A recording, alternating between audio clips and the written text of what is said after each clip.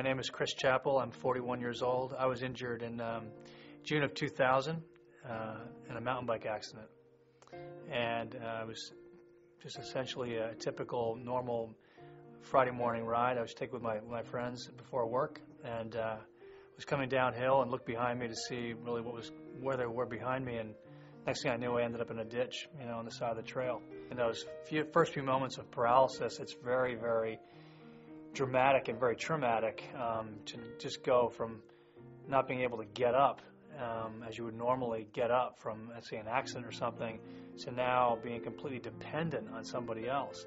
And I think the initial reaction of being at Craig was that, I've now entered the world that I had no clue as to what it was I was involved with.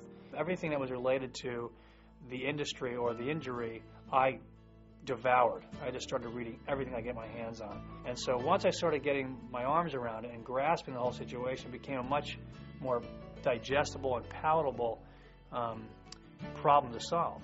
I realized, as you just mentioned, it was a scientific problem, and a problem that with enough scientists involved, enough brain power, with enough funding behind them, that we could come to some reasonable answers and solutions to solve the problem. And because of my knowledge base that I spent time learning, I then became, sort of a spokesperson, a local spokesperson. When the media came to Craig, who can we interview who's got an injury, who can talk about stem cell research?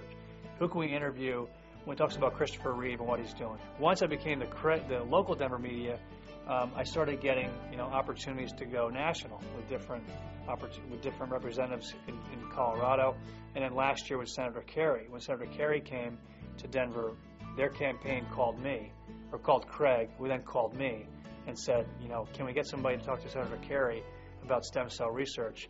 What has to happen is that there has to be consistent clinical application of the science in order to really make it, I think, a functional reality, and that you're going to see people recovering function and recovering sensation and recovering movement.